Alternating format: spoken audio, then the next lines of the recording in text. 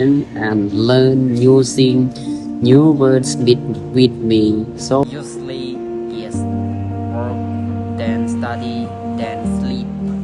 That's a full day. Good luck with that.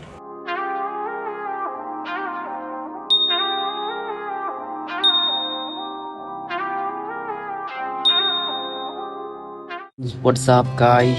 Yes, and welcome back with me. This is a channel like share information and learn using new words with me.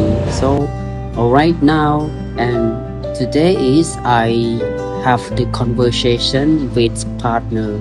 Yes, so everyone just to listen and just to watching right now. Okay, so let's begin with me.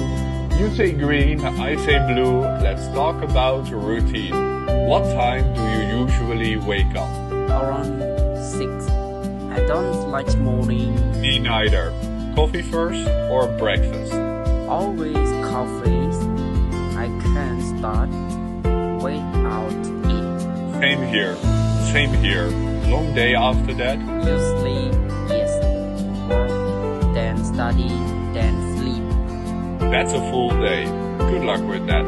Okay, everyone, I know everyone see and watch video to at the end. Just if everyone misunderstand and have any question, everyone can comment below my video channel.